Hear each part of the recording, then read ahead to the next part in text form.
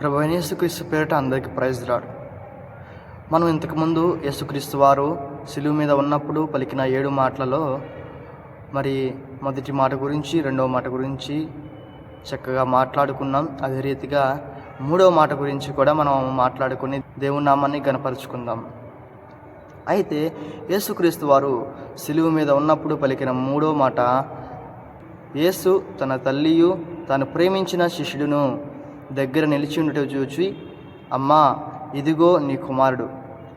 అదే రీతిగా తన శిష్యుని వైపు కూడా చూసి ఇలా అంటున్నారు, ఇదిగో నీ తల్లియు అని చెప్పి బాధ్యతను గురించి ఆయన మాట్లాడుతూ ఉన్నారు. అయితే ఇప్పుడు ఎంతమంది బాధ్యత కలిగి ఉంటున్నారు? ఎంతమంది తన కర్తవ్యాన్ని నిర్వహిస్తున్నారు? కొన్ని కుటుంబాల్లో చూస్తే ఎవరు కూడా తమ బాధ్యతల్ని నిర్వహించట్లేదు.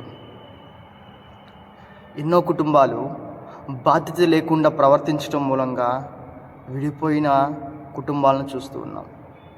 మరి యేసుక్రీస్తు వారు అంతటి సిలువలో ఉన్నప్పుడు కూడా, శరీరం అంతా కూడా గాయమై ఉన్నప్పుడు కూడా తల్లి బాధ్యతను, అదే రీతిగా కుమారుని బాధ్యతను తెలియజేస్తూ ఉన్నారు. అంతటి గొప్ప ప్రేమమూర్తి, అంతటి బాధ్యత కలిగిన వ్యక్తి యేసుక్రీస్తు వారు. మరి ఈనాటి కాలంలో బాధ్యత కలిగిన పిల్లలు ఉన్నారా? బాధ్యత కలిగి ఉన్న తల్లిదండ్రులు ఉన్నారా? బాధ్యత కలిగి ఉన్న పరిచర్యలు ఉన్నారా? సంఘంలో బాధ్యత కలిగి ఉన్నారా? చాలా చాలా చోట్ల మనం చూస్తూ ఉంటున్నాం. బాధ్యత లేకుండా ప్రవర్తిస్తున్న చాలా వేళలు, బాధ్యత లేకుండా ప్రవర్తిస్తున్న చాలా దృశ్యాలను మనం చూస్తూ ఉంటున్నాం.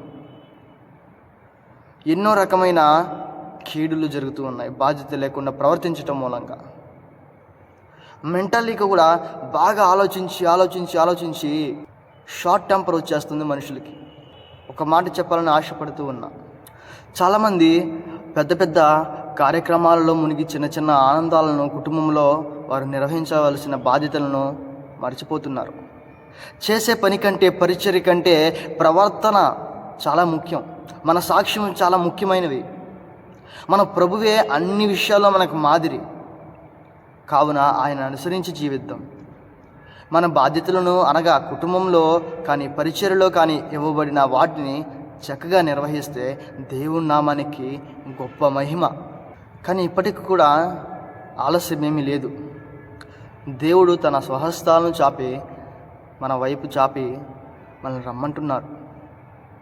మనం క్రీస్తుని వదిలి ఎంత దూరం వెళ్ళినా, క్రీస్తుకి విరుద్ధంగా నడుచుకుంటూ ఉన్నా, క్రీస్తు మాటలను లెక్క చేయకుండా మనం జీవిస్తున్నా సరే ఇప్పటికైనా ఆలస్యం ఏమీ లేదు.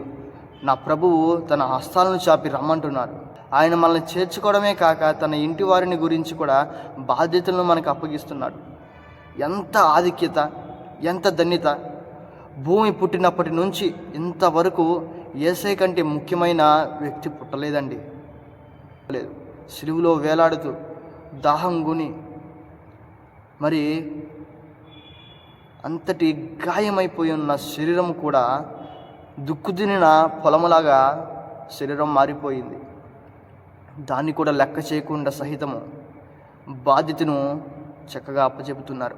ఇదిగో నీ తల్లి, ఇదిగో నీ కుమారుడు అని చెబుతూ ఉన్నారు. యేసుక్రీస్తు వారు ఆజ్ఞను నెరవేర్చారండి. నీ తల్లిని, నీ తండ్రిని సన్మానింపుము. చక్కగా దేవుని నామాన్ని గణపరిచారు. ఆ యొక్క ప్రదేశంలో అంతటి కష్టమైన పరిస్థితుల్లో, క్లిష్టమైన పరిస్థితుల్లో సిలువలో వేలాడుతూ దేవుని నామాన్ని గణపరిచాడు. మరి మనం ఎలా ఉన్నాం? అన్ని విషయాల్లో క్రీస్తు మనకి మాదిరి అండి. క్రీస్తు మనకి మాదిరి. ఈ రోజుల్లో చాలామంది క్రైస్తవులై ఉండి ముసలి వాళ్ళకు చేసేదేముందిలే, డబ్బు దండగా, వాళ్ళకి తిండి దండగా అని చెప్పి తీసుకెళ్ళి వృద్ధాశ్రమంలో పడేస్తున్నారండి. ఏమి పట్టకున్నట్టు ఊరుకుంటున్నారు. అయితే వాక్య ప్రకారం ఇలా ఆలోచించే వారికి, ప్రవర్తించే వారికి మేలు జరగదు. మేలు జరగాలంటే, వారి కుటుంబం కూడా బాగుండాలంటే దేవుని వాక్యాన్ని, దేవుని పలికిన ఆ యొక్క బాధ్యతను మనం కూడా పాటించాలి. అప్పుడే మనకు మేలు. మనం చాలా జాగ్రత్తగా గమనించి వాక్యాన్ని లోతులలో ఆలోచించి గుండెల్లో పెట్టుకొని క్రీస్తు వారి కొరకు ఒక సాక్షులై ఉండట ఎంతో శ్రేష్టమైనది.